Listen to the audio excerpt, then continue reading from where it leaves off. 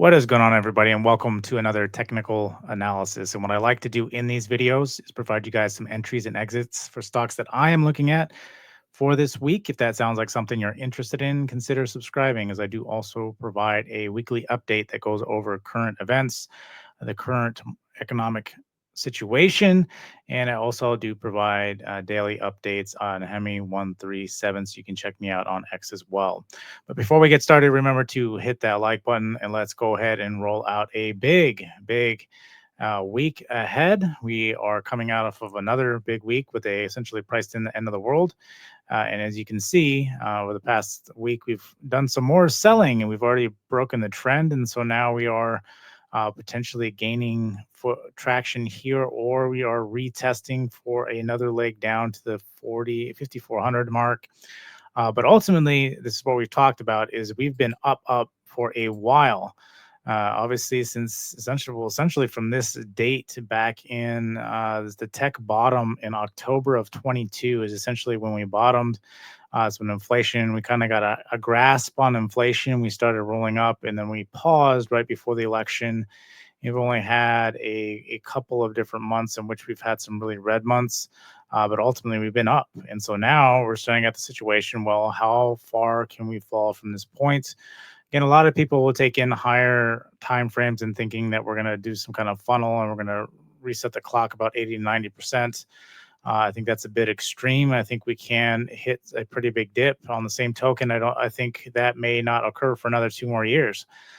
Just given off the current circumstances and the actions taken by the current administration, as something I talked about in my other video. So I highly advise you check that out. But I go into further explanation as to why I believe that.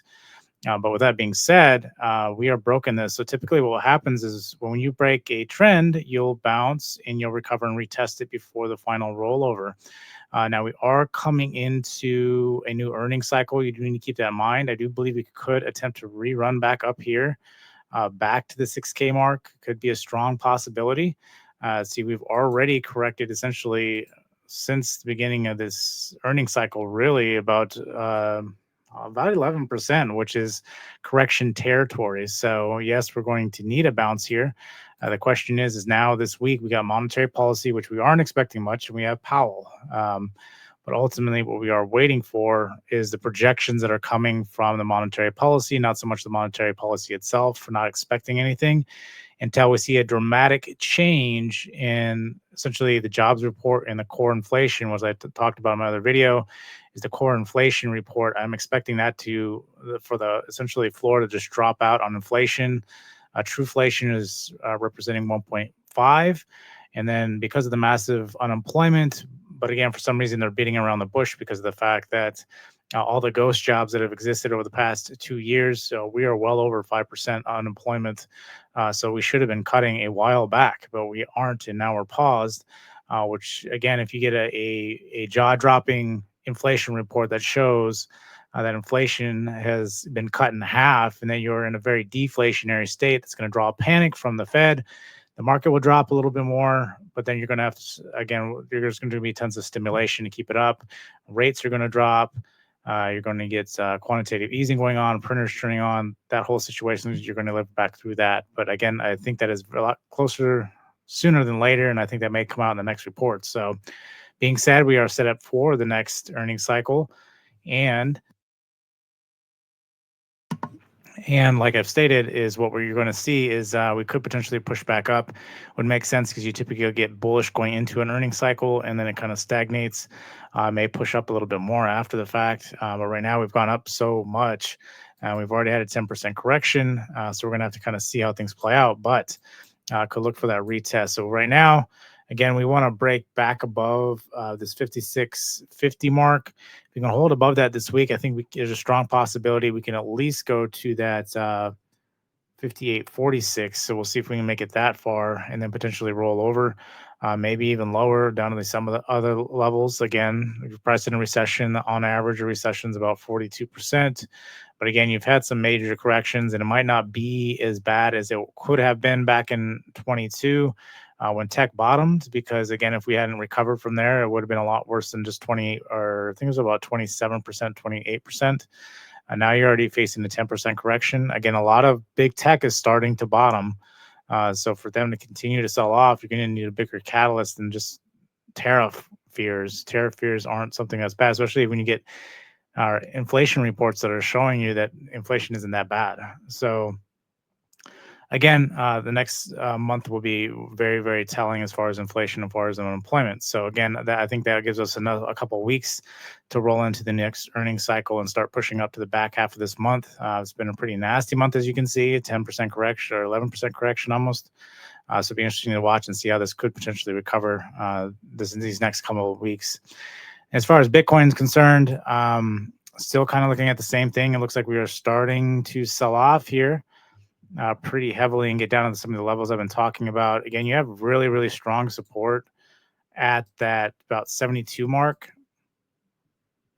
So we're going to have to definitely watch this. Right now, you're around that 50 EMA daily. You need to break that. So you need to break this 78 mark, which I think is a very strong possibility you can. Typically, you break, you retest, you get a little bounce. This week could be important. If we do break that level, you're going to drop potentially all the way down. 72 level. Again, your 200 is down here. It's probably a little bit higher than that right now, but which is sitting about 55.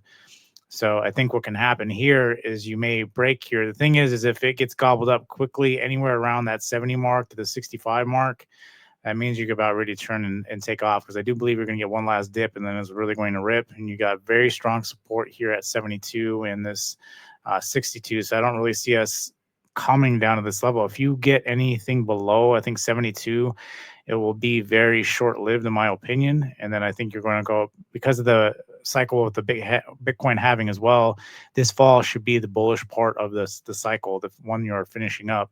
And that should be your NFT season, your altcoin season, and all that should be rolling into the back half of this year. But again, we'll have to see how that plays out. But it's kind of like what we're looking out there. So looking for that on Bitcoin. Then obviously Tesla.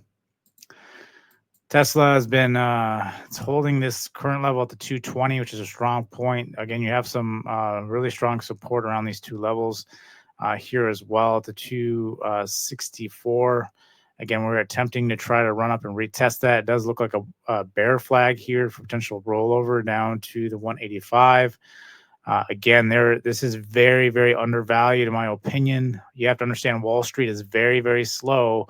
Wall Street still considers it EV company, despite the potential trillion-dollar business that is robotaxi and the multi-trillion-dollar business that is humanoids, which humanoids is getting a lot of traction. So this is definitely one you don't want to be missing out on.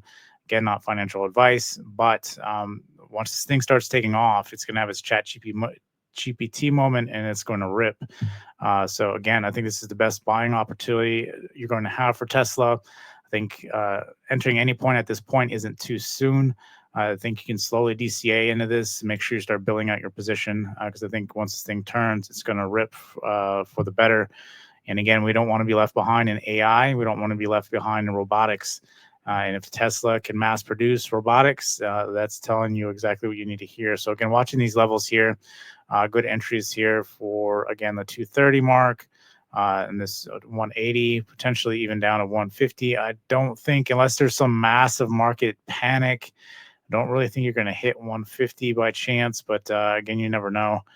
So we'll watch and we'll see here. But really looking towards that one. RX, one of the ones I've always brought up multiple times. Every time it hits a $6 level, it's almost an instant buy, in my opinion. But really liking this one. I think, again, can recover and start testing this 10, 12, even potentially up to here to the $15 mark, very much so as well. Again, they have a lot of events going on this year, and very, very strong events. So, and doing very well. So again, I think they can do very well as long as they hold a $6 mark. It could potentially dive down to the 5, which is the low point. So that's always a possibility. But again, you're pretty close to the floor at this point for RX, and it's holding very well.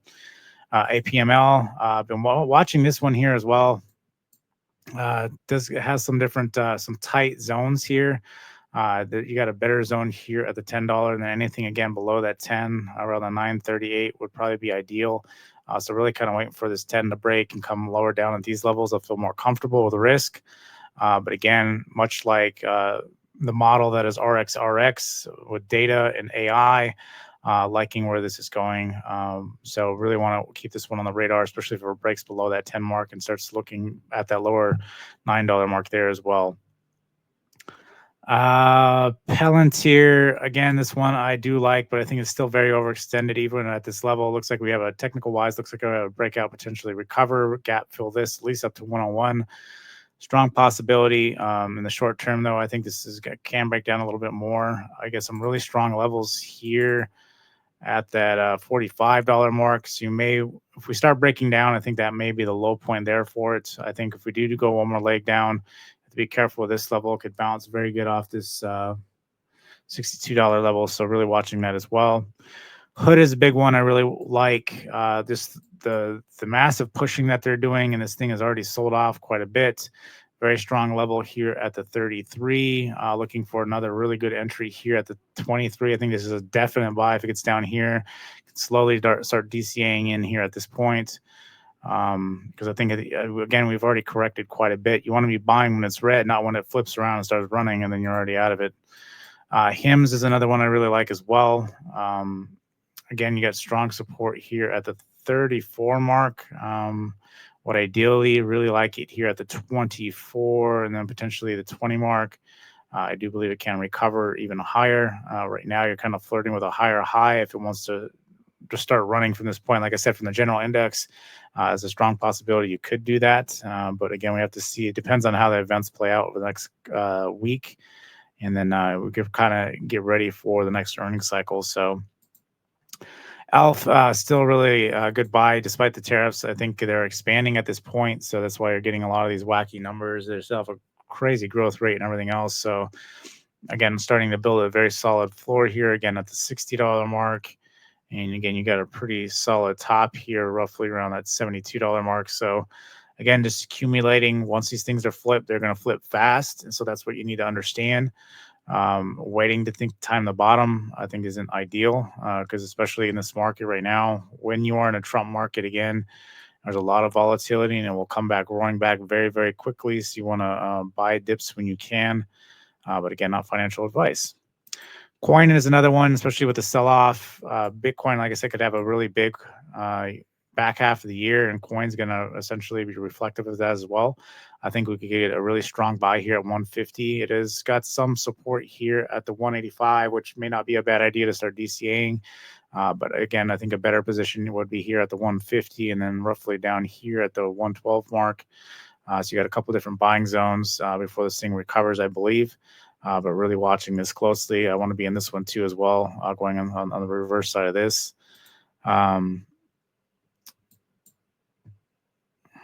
CLS as well. This one's been consolidating very nicely, roughly around here on the 25. Had a small dip here, but I think that 25 is definitely floor on this thing. So if that's the case, you're looking for kind of that breakout around the 32. I got some resistance around the 39, and you kind of start gapping this thing up a little bit more at the 52, the 60. Looks like you got another zone here at the 75. And then some speed bumps before you get all the way back up to the $100 mark. So definitely like Celsius moving forward as well. So keep that in mind. You're at the point to where you're starting to get a lot of really great buying opportunities. You have to be careful. You have to be very sharp on the ones you're really looking for. XYZ or otherwise block before or square. I do really like this one as well. This is block now, but the ticker is XYZ. But the floor here has been pretty solid around the 56. Even if we sell off, I don't think we'll sell off any lower than here, the 38 or that $40 mark. But I think expecting this thing to potentially break back up and recover a lot of these good numbers. I think we can at least get here up to that $200 mark. So currently from our current position to that 200, again, there's a lot of great potential moves here. That could be even a $263 or 60% move. So I really do like XYZ as well. Affirm, all these ones here are very good. It's just kind of waiting and outweighing what really is going to have the biggest move. AMD, I think, is still going to have a very, very big move in the next couple of years. It's a much longer swing for me. But again, you have this channel you're kind of building up here. It's kind of currently basing around that 96. You're not saying you can't sell any lower, but if If it does break out of this, I think that will be the last time it does, and then this thing could really start ripping back up. But I think a lot of these big stocks are starting to find bottoms. You need to be very careful about trying to avoid these and thinking these are going to crater completely 80, 90%. I think it'd be smart to get in some great companies while the opportunity is there. Again, you don't want to be buying when the market turns around, because it'd be too late at that point. So BA, again, just kind of just playing back and forth here. I talked about how it broke out here, kind of retesting here at this level at the 147. We'll see if this thing can start ripping back up, potentially reclaiming that 260 eventually. Again, I don't like this business model. I think it's still very risky, but it's also backed by the government, because the government needs planes. So Boeing is what it is right now. And I think it will continue to do well just because of that fact. But again, just holding that stock in general, just for an investment, I think is just too risky. So, but to each their own. And then you got JP Morgan. The bank's been selling off pretty heavy. Jamie Dimon called it good and sold a lot of his shares, I think around here and up around here on the 280 as well. But again, very big dip. Looks like we could be retracing to try to get a higher low potentially here, because this does look like a lower low here. So we may attempt to try to run back up to the 260, and then we roll over for a new lower low potentially moving forward. So watching that as well. And then there was another one, I believe. I think it might have been CART. But for spot, I think it's still too high. Toast too high. Poet too high. Sound could be a potentially good play here as well. Got some pretty solid support here at the 936. But again, if you break here, I think you're going to have a pretty big drop here. There's a bit of a speed bump here at the $4. I think this, again, a lot of these look like they're very much bottoming and potentially looking for new higher highs. So watching this position as well too, but I do like sound as well. Again, I think it's the second biggest investment outside of NVIDIA, aside from RX. RX is the second biggest. I think sound is the first. Oh no, it's there's another one. ARM is the first. I think sound might be the third biggest, and then RX is the second biggest investment for NVIDIA in some of these companies. So just to try to provide some context there. But yeah, really liking what's going on here. Again, some great buys right now. I think we could continue to get some more selling. That's something you do need to keep in mind. But I think now there's some great times to start positions, potentially even get some good positions, and then kind of just DCA as it comes down a little bit more. And then just wait for that turn. When it comes, I think it's going to come fast. It's going to be surprising. We need to rip the Band-Aid off. And then I think this thing's going to be really strong for the next couple of years. So you just need to get through the short-term pain. And then I think things will get a lot better. So with that being said, drop some tickers down below that you're watching. Slap the thumbs up, and I will see you on the next one.